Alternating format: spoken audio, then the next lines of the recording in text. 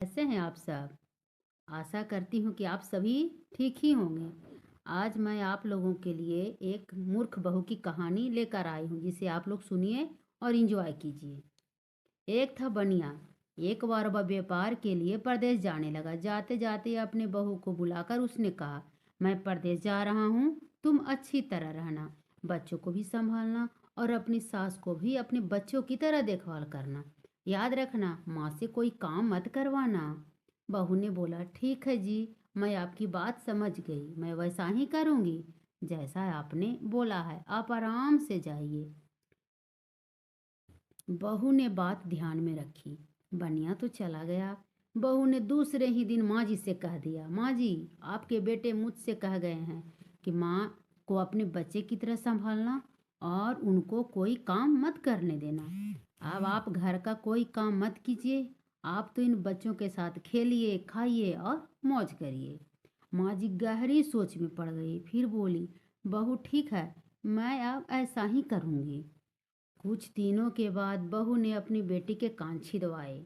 उस समय बहू को अपने पति की यह बात याद आई कि माँ को बच्चों की तरह ही संभालना है। इसलिए बहू ने माँ जी के कान छिदवाने की बात सोची। उसने माँ जी से कहा, माँ जी चलिए, मैं आपके कान छिदवा देती हूँ। सुनकर माँ जी घबरा उठी। उन्होंने बहू से कहा, बहू, मुझे अपने कान नहीं छिदवाने हैं।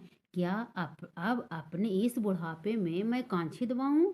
बहू बोली, जी नहीं माँ जी, आपको तो यह करना ही होगा। मैं नहीं चाहती कि आपका बेटा मुझे कुछ कहे, इसलिए आपको मैं अच्छे से देखभाल करूंगी। मेरी दोनों आंखें बराबर है, जैसी लड़की है वैसी ही आप ही भी हैं। माँ जी मन ही मन समझ गई और सुनार के पास बैठकर उन्होंने अपने कान छिदवा लिए। सुनार ने कान छेदे और कान में धागा भी डाला।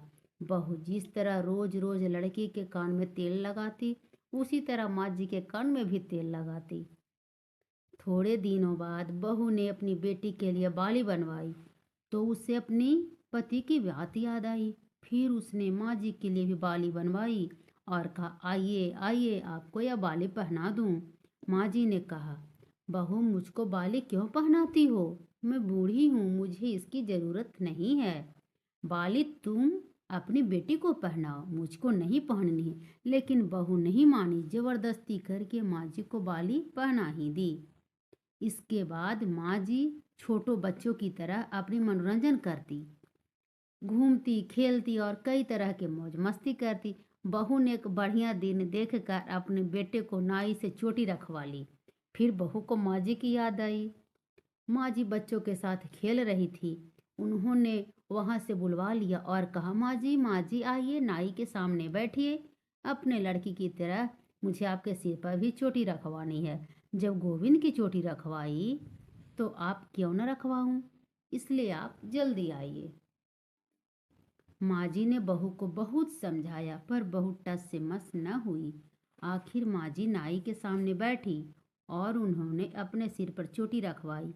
बहू ने गोविंद को और माँ जी को बोला, वही किया उनके साथ। बाद में बहू रोज माँ जी की चोटी में तेल डालती, चोटी गूंथती और सर पर ओढ़नी डालकर माँ जी को अपने बच्चों के साथ खेलने भेज देती।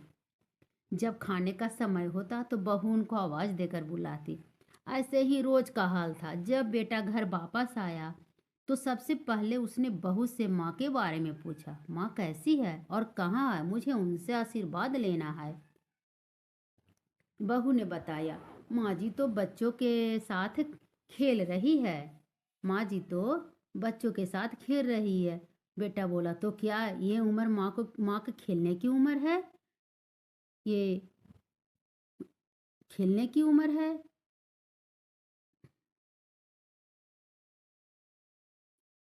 माँ जी बेटे ने पूछा, क्या कहते हो माँ? गली में खेलने गई है, गली में तो बच्चे खेलते हैं, क्या बुद्धि माँ कहीं खेलने जाती है?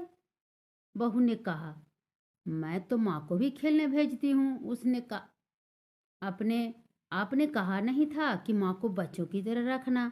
मैंने तो लड़के की तरह ही माँ के भी कान छिदवाए, कानों में बालियां पहनाई। जब लड़के की चोटी रखवाई तो मैंने माँ को भी चोटी रखवा ली। जब मैं सबको खेलने भेजती तो माँ को क्यों न भेजूं? मुझको इस सब के साथ साथ एक सा व्यवहार करना चाहिए। पति समझ गया कि उसकी मूर्ख स्त्री की अकल का दिवाला निकल गया। बाद में पति के कहने पर बहू ने माँ को पुकारा। माँ जी गली में से खेलते खेलते आई और अपने बेटे को देखकर उसकी आंखों में आंसू छलक आए।